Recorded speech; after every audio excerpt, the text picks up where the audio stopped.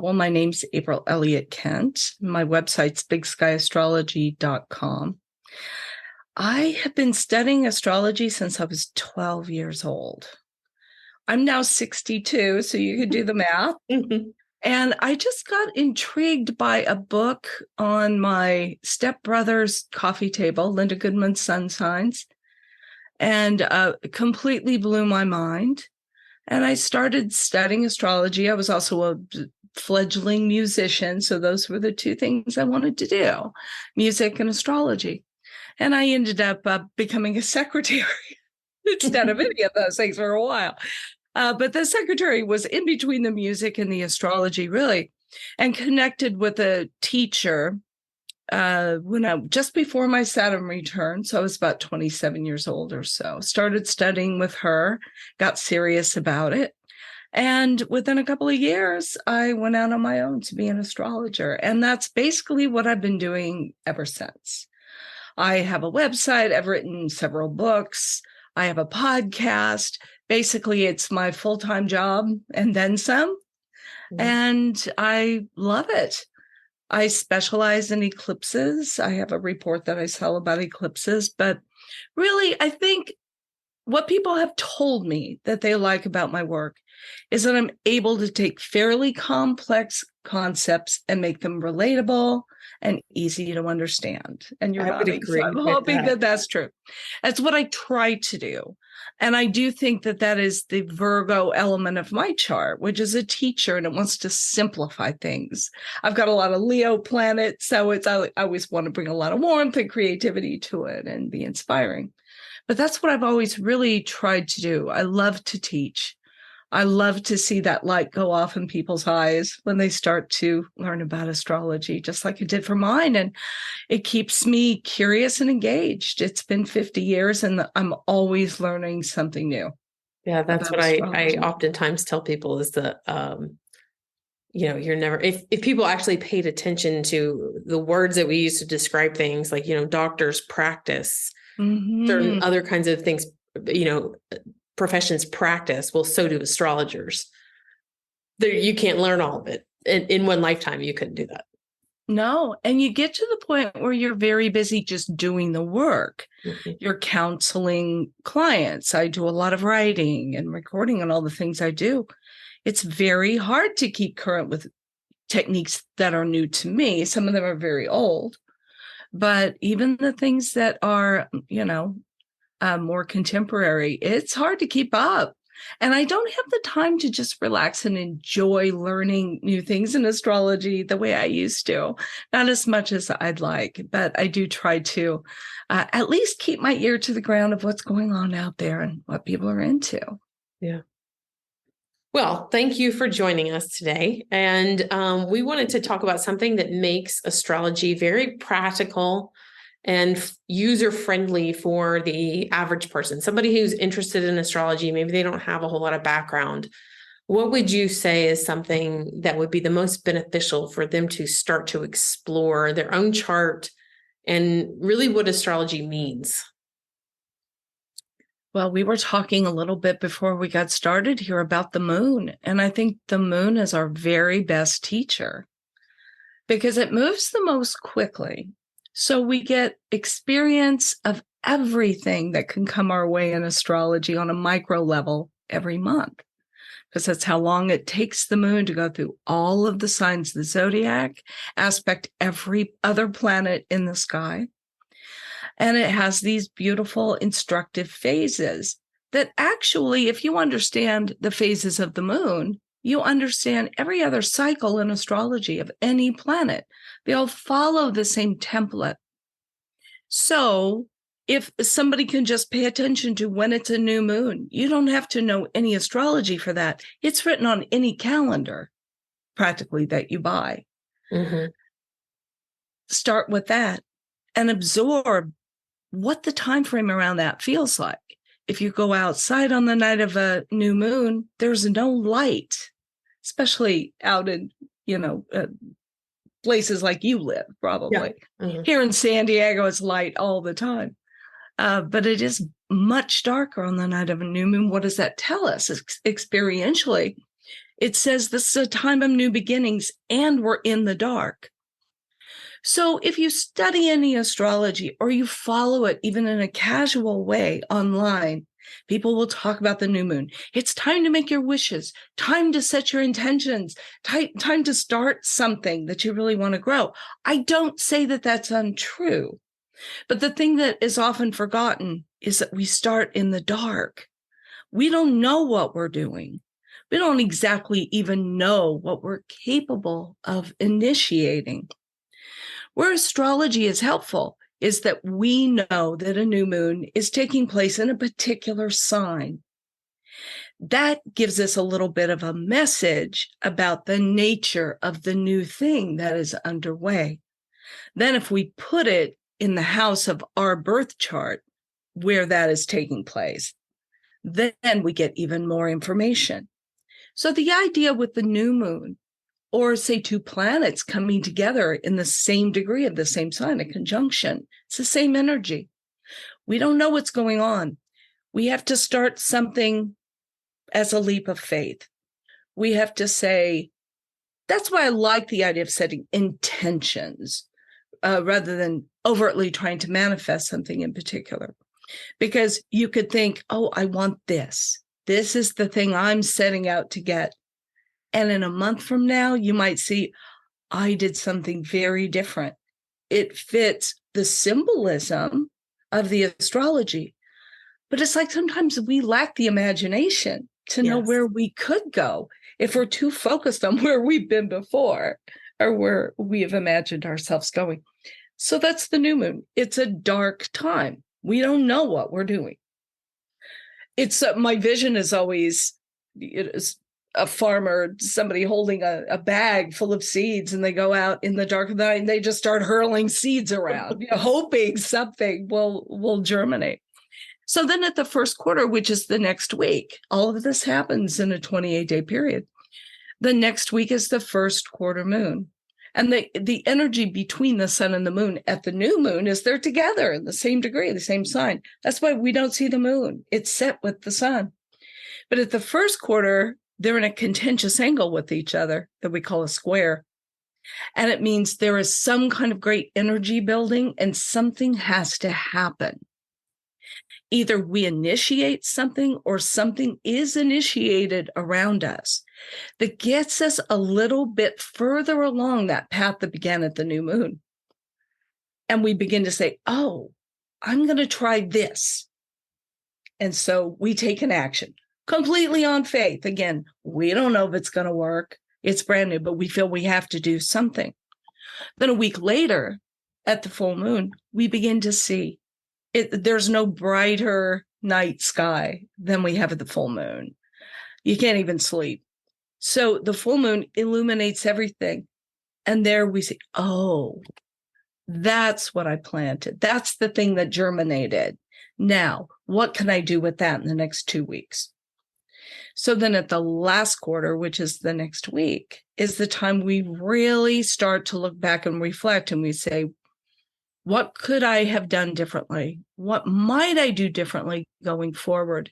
And how can I still salvage the most possible from this cycle? So we take another action, but it's an informed action. We have knowledge of the previous 3 weeks, and then we skate home towards the next new moon. That's the essential cycle of everything in astrology. We begin, we act, we see, and we correct. And then the cycle starts again. So if somebody doesn't even know the sign that the lunations are in, the new moon, the quarter moons, the full moon, they can still feel that cycle. And if you keep a journal, you write at the new moon, here are all the things I'm thinking about. Here's what I'm starting. Here's what's happening around me. And just keep up that journal every week and see how far along you've gone. So it's just one of many ways we can look at the moon. And it has another cycle too that's quite fascinating.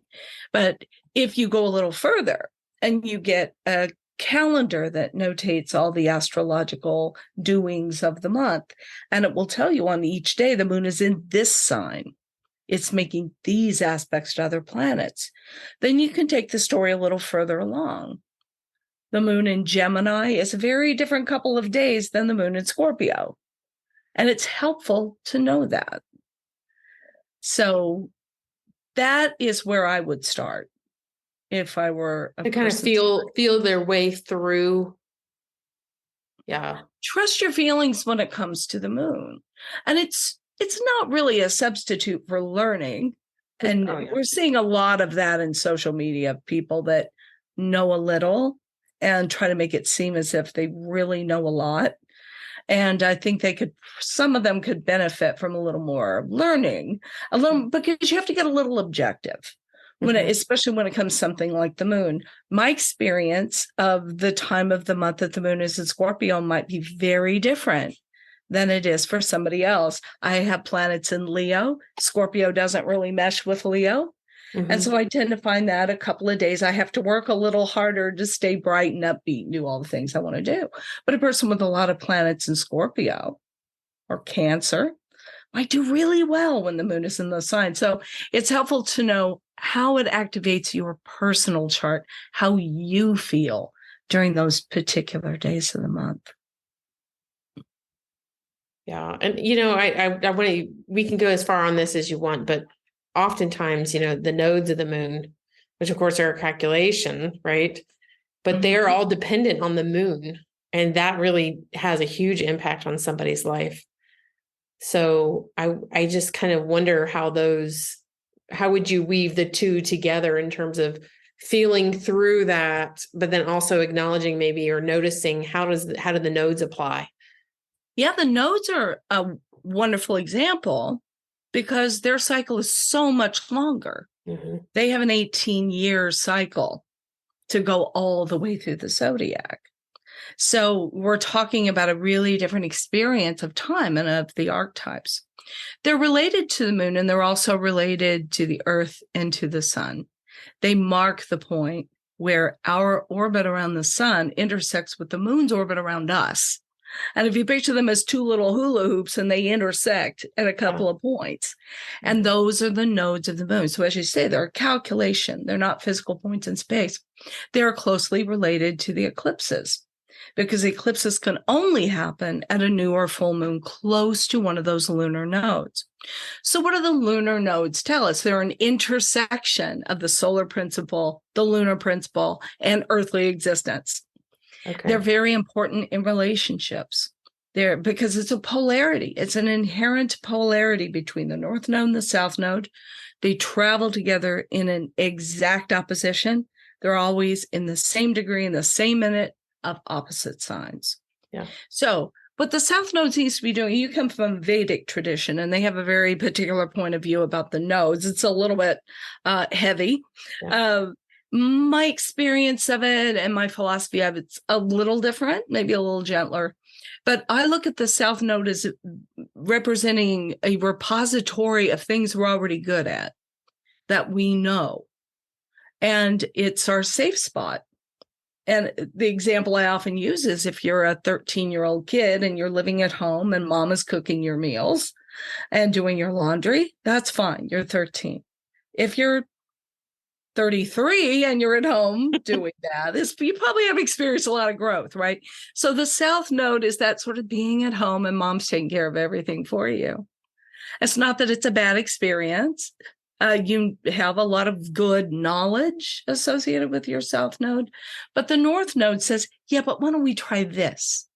Because in doing this opposite thing, you will grow. And you can find great joy. This is something my teacher used to say. She said, if you just take a step in the direction of your north node, you don't have to know exactly where you're going. You'll end up something. You'll end up someplace that's of the nature of this north node that you might not have even imagined for yourself. And it's so joyful. Mm-hmm. A friend of mine has the north node in the 5th house of the chart, and she was trying to write a book. She was going crazy trying to find an agent, and she got pregnant out of nowhere. She had no plans to have a child. And both are related to the 5th house, children and all creative projects. She didn't have that as a plan in her life. But of course, it's been one of the most joyful parts of her life. So we have to trust the North Node as being something. And it's really hard for people that have really hard planets near their North Node, like somebody with Pluto on that North Node or Saturn, and they look at it from across the chart and they go, that looks really scary. How can that be joyful? Why would I want to go through that? But we have to trust the North Node, I think, as being a positive experience where you can access the positive qualities of that Pluto, the empowerment, or of Saturn, the authority. But you have to kind of use your South Node to do it. It's so much easier for people to achieve, great things in life, often if they've had a strong platform. They've had some kind of encouragement or, people taking care of them.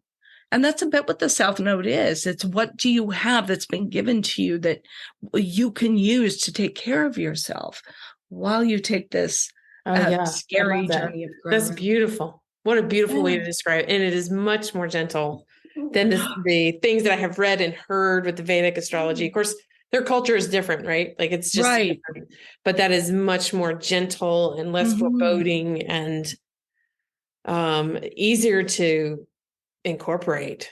Yeah, because it doesn't make anybody the bad guy. And I see it especially when the transiting North Node, the North Node in the sky, as it were, is crossing over someone's South Node. And they would say, oh, it's so confusing. What does that mean? I said, well, it's that your path forward is stopping by to pick up supplies. I love that. The stuff that you're good at, you're comfortable with. So we don't have to throw it all out. It only becomes toxic if we overstay our welcome. So if the South Node is, stopping for a moment, what is the North Node passing? Your moon? You mean what if the North Node is passing? If the North Node is transiting your moon, your birth moon. Yeah. Well, because that's what you were just saying, correct? If the South Node were to transit, it's kind of like taking a pause. No, I was thinking when the transiting North Node is stopping by the South Node, which only happens every 18 years. But with the transiting moon, it's a similar thing, but it's a much faster transit. So right now we have the North Node in the tropical system that I use in Libra. And so that means rather in Aries. And so it means the South Node is automatically going through Libra. So if you want to watch the nodes in your chart, just watch the moon. Every 28 days, it'll make a conjunction to the North Node and kind of wake up that principle of growth in doing things on your own as a pioneer, that Aries kind of vibe. And also once a month, it will cross over the South Node. And we'll see the difference there of like, oh no, it's so much safer it's like if you want to go to a party, it's so much easier going with a friend than going by yourself. And that's the South Node in Libra. I will not go to a party unless I have somebody with me. And over there on the other side of the chart, the North Node in Aries is going, no, some of the greatest experiences of your life can be done by yourself. It's not that you can't have friends and a partner and all the rest. Sometimes you can go to the party with someone else. But there's nothing wrong with traveling on your own, eating dinner by yourself, whatever those things are. It's a beautiful balance. I think you just, through that conversation, I just see the similarities to, as you were saying, the moon is following the moon is a good representation of those energies. And it's the same with the nodes, of course, it's closely connected. What would you say? How would you illustrate maybe you were talking about the node being an example of how the planets and the energies work in a chart. So let's pick a planet and describe how that energy kind of flows in the same way that the moon does. So are you talking about with the nodes? I wasn't really talking about the nodes. I was just saying, I was just thinking maybe if we picked, like we could pick Mars. I'm sure Venus would be pretty easy, but pick a planet. You had started a conversation saying, one of the easiest ways to get into astrology is to feel what the moon is and start to connect how you feel about it and where it is. And then you can start to feel the chart. But you also said that it's a good representation of how each of the planets behaves. So how would you say that the cycle of the moon is representative of how Mars or Venus behaves. Right. So each planet has its own cycle. The moon's goes by far the most quickly. Yeah. Mars has a 2-year cycle of getting all the way through the zodiac. So it begins.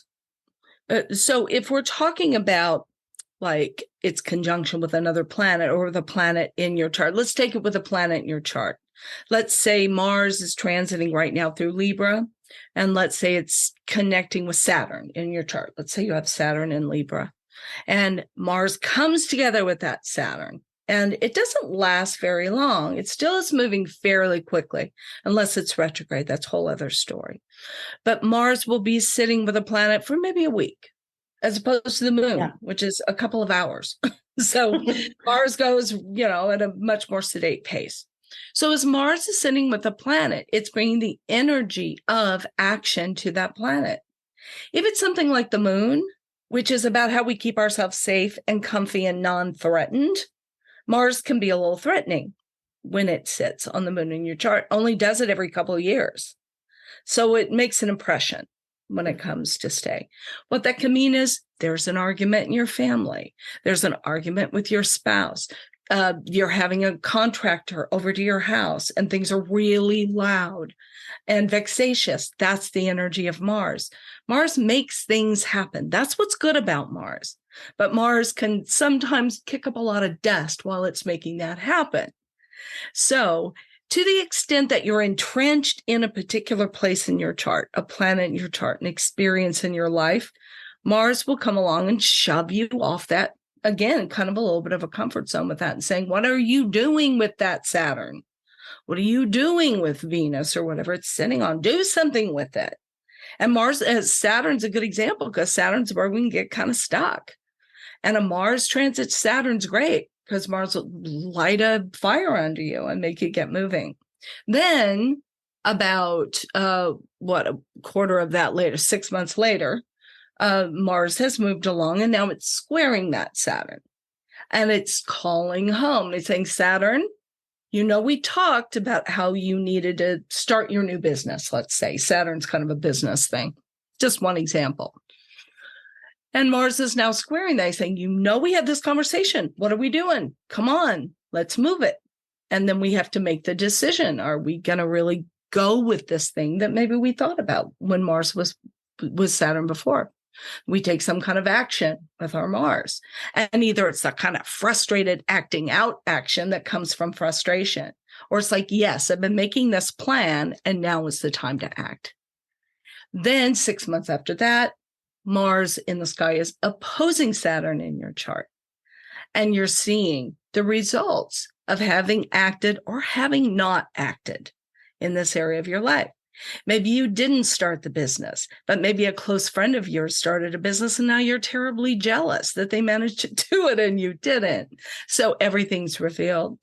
About 6 months after that, it's the closing square and you go, well, maybe I can't do the thing that I could have done a year and a half ago, but I can do something. Let me do this thing. And you do it. And then you can feel the satisfaction and Mars is happy with you.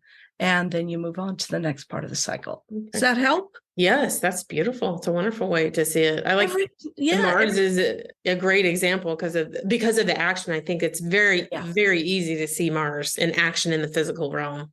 That is for sure. And it's a very physical planet. But other planets have very long cycles. You jump from Mars with 2 years to Jupiter with 12 years to Saturn with 29 years, and it goes up and up. Yeah. So it's really helpful looking at things like even the sun, just going through your chart month after month can be so revealing of what you need to take care of. So the sun, you would say, is like, because it goes through, how fast does it go? It's it's a year, right? Yeah, it takes a year to go all the way. So it's a month or so in one sign. Okay. So then you're saying for the sun to be in that sign, that makes sense. That actually corresponds with, I don't remember the Vedic terms because they're so foreign, but basically there are terms that denote when a planet is at a certain location in the zodiac sign, it's, is it young? Is it old? Is it, that kind of thing. And so that corresponds with the same idea. So how does that in the zodiac sign, maybe could you describe within a zodiac sign, how might the sun transfer through those kind of the quarters that you're talking about? How does it change within a sign? Right. Well, that's where we have the great wheel of the seasons. Mm-hmm. The vernal equinox is like the new moon point. It's where we're randomly scattering seeds and hoping something will germinate. And then the Cancer solstice is like the first quarter, where we're supposed to, do something with this idea. Usually we're just sitting at the beach. And so on. And the Libra equinox is like the full moon, and the Cancer, Capricorn solstice is like the last quarter. And so each month in between that, as the sun is going into a new sign, it's like a little mini season. Okay. So we just had the Libra equinox, and that's the moment the sun goes into Libra. That's the equinox. That's the power of the tropical system. Mm-hmm. It's based on that seasonal change. Then the sun goes into Scorpio about a month later, and you can just feel immediately, if you just think about what you know of those two signs, the radical difference between the changing time of Libra, when things are incredibly beautiful. Almost nobody doesn't love fall. And then it goes into Scorpio, and the shadows are longer, and it's a little wet here and there. And the days are really, really short. It's a real different vibe. It's a different season. It's a necessary season, but it is radically different. And you'll see, as the sun moves from sign to sign, it's always a radical shift in tone. So we'll go from Scorpio, which is a little bit insular and very brooding, and then it goes into Sagittarius, which is basically Santa Claus, just kind of being happy-go-lucky and wanting an adventure and celebrating at the holidays and all of that. That then goes into Capricorn, which is very sober and very resolution-oriented, which is why we make our resolutions during this time of the year. So you can also watch it going through the wheel of your chart, if you're adept enough to do that. And a friend of mine says she calls the day that the transiting sun crosses her ascendant as her second birthday. Oh. And it will often be a time of the year that you feel really energized and really happy. Mine's right around Thanksgiving. It's my favorite holiday. Mm-hmm. And you really feel you have that new beginning. And then as it goes through the first house, you're really focused on maybe your physical appearance, your body, the things that you want to get going. Then it goes into the second house of the chart, which, depending on what house system you use, could be, roughly a month later. And then you start thinking about second house things, which are your finances, your money, your value system, your income, and those kinds of really basic things. And the way I've usually experienced it is the sun goes into a new house, and it's like a floodlight is being directed. Yeah. And it's sort of like I sit in my living room at 5 p.m, and we face west. So the sun comes in, you see all the dust bunnies, you see everything. And that's what the sun's like when it goes into a house of your chart. And it's like, just look what you've done with the place. And it really kind of makes you want to up your game. And by the time the sun leaves that house of your chart, you usually have gotten some stuff done there that you needed to do to make it a brighter place and make it a place where it's better reflecting of who you are and who you want to be. Yeah. So I love just watching that. A friend of mine talked to us. She's a wonderful astrologer. And she said the first time she went for a reading, she was blown away by this woman's act. She knew almost nothing about astrology. Years later, once she had become an astrologer, she realized that what the woman had done, this is all she had done for the whole reading, was follow the sun through my friend's chart. House by house. That's all she did. And it was one of the best readings she ever had. Such is the power of the sun. And we kind of poo-poo the sun in astrology because it's so accessible and common. All the sun sign horoscopes. You can get a mug with your sun sign on it. So we don't take it too seriously. But our entire solar system, is dependent on it. And basically, follows it around. That's how we are with the sun. So the sun and the moon, I think, are my go-tos. Yeah. I'm watching the sun every month. I'm watching the moon every couple of days if I'm watching anything, which usually I don't have the time to do. But that's what I would sort of recommend to somebody getting started. If they know about their chart at all, follow the sun as it's going into the houses and follow the moon as it's going through the sky and all the different signs. Yeah. So first experience, try to pay attention to what your experience is based on the new moon, the full moon, that kind of thing, and in which quarter it's in. So genuinely experience that and take note of what you're feeling and noticing around you. And then if you can, you can add to that, get your birth chart created and notice when the sun is in each of those houses, how does that light up for you, that area of your life? And the moon, same kind of thing, but it's not really a light up, would you say, with the moon? It's a different energy that comes to it when the moon transits. Yeah, it's a softer light. Yeah. The moonlight is softer than the sun's light. There's more feeling in that. I noticed there's a lot more fluctuation. I mean, that's something I see a lot with moon, obviously it's like this give and take. And so it is kind of hard to nail down what you're feeling because it goes quickly. And like you said before we started recording, that it's hard to put into words.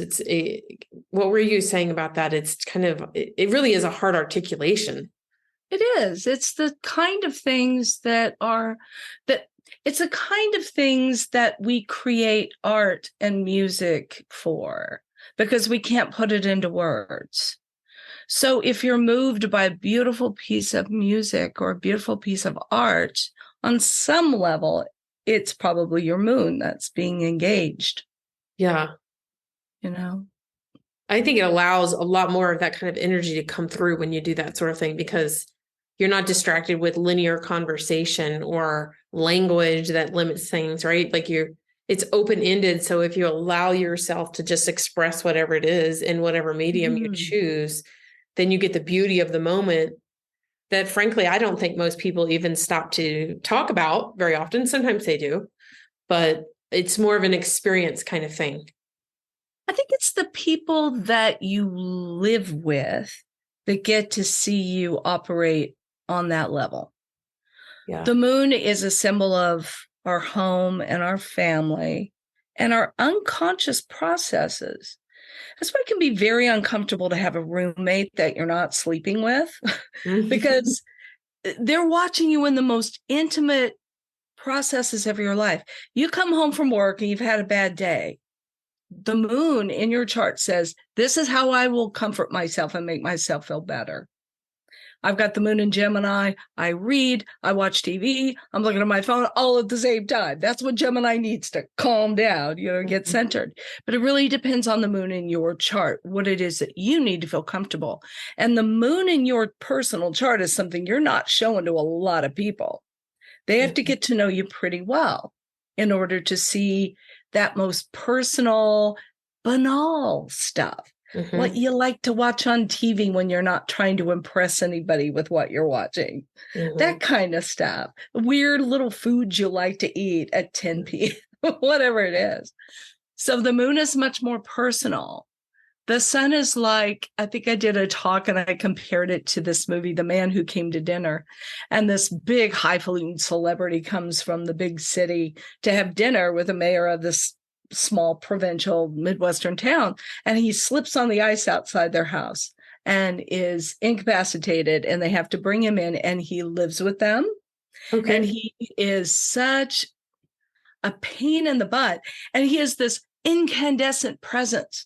He's so big. He fills the whole room. We've all known people like this. They may not be celebrities. And kind of his very presence highlights in the way the sun does in your chart what is wrong with your lives and what you're all doing, how you're all underachieving. Mm-hmm. And the sun is more like that. We really feel as if people are paying attention and we have to measure up. The moon's not really like that. The moon's just for us and a select couple of other people in our lives. Beautiful. Thank you so much for sharing all of that. I think that will be helpful to many. You're so welcome. I hope it will be. Yeah. I love to talk about astrology, as you can tell. Yeah. I've heard this same, as a matter of fact, I've given the same advice too. It really is important to feel through astrology, however you wind up doing it. Most people usually say, start with your moon, right? Figure out where your moon is, or just like you said, pay attention to the moon. And I think you have to feel through it to really start to get astrology, because I don't think it's not a completely mental thing. It requires mental processing, but it's not completely mental. You'll never get it fully if it's only on the mental plane. It's so interesting how often people come to me, and it speaks to that fine line, because people will come to me, and a thing I'll often ask people at the beginning of a session, especially if they're beginners, is, tell me about the sun in whatever they have, sun in Gemini. How do you relate to that and how do you not? And they will give me a list of things about Gemini that you would not find in any astrology book, because they're really not associated with Gemini. Okay. But then I can hear it reflecting the other things that are happening in their chart. And so that's the point where, if you're counseling people and stuff, of course, you have to learn the keywords. You have to learn the language of it. But beyond that, there is no substitute, I think, as you say, for just getting in there and feeling your way through it. Yeah. Well, thank you so much for joining us. And so you have something that you would like to share with everybody. You have an offer or something to give them for free. Oh, I do. It's my little e-booklet about eclipses. As I said, I love eclipses. And this is a little book, it's a very small little booklet that I wrote a long time ago. It's an e-booklet, but it's called 5 Steps to Fear-Free Astrology. And that says something about zombie-free and whatever, because you hear the most draconian hyperbole from people about eclipses or about Mercury turning retrograde or whatever it is. And I just don't look at astrology that way. And I think eclipses can be very powerful, but they're not as scary as we make them out to be. So that's the intention of this little booklet, is to give people some insight into what they are, how they work, and what they're trying to tell us. So I hope people will enjoy it. Awesome. And then is it something they can reuse every month? They kind of go back to it, or it helps them to understand how eclipses work. What is it really? Exactly. We only have eclipses twice a year. I update the booklet usually, at each eclipse season, 6 months apart, just to reflect the upcoming eclipse. But mostly it's just about eclipses generally. If people are interested in learning more about eclipses in their birth chart, I sell a personalized report called Followed by a Moon Shadow. And that puts, helpfully, for people that are not necessarily super far along in their journey, it would be hard for them to figure out what house of their chart is being impacted by an eclipse, or what planets, or what cycle is at work in their chart. So it does all that for them. Oh, that sounds very interesting. Yeah. Okay. Well, thank you again for joining me. And hopefully we can do this again sometime. I hope so. Thank you, Blair. Thanks for joining us in the astrology series on Mystical and Infamous podcasts from the Happy Lion Center. Find out more about our featured guests, practical applications of astrology, and our astrology study group in the description on our site at happylioncenter.com/astrology. That's happylioncenter.com/astrology. Send comments, questions, and requests for discussion topics to podcast@happylioncenter.com. That's podcast@happylioncenter.com.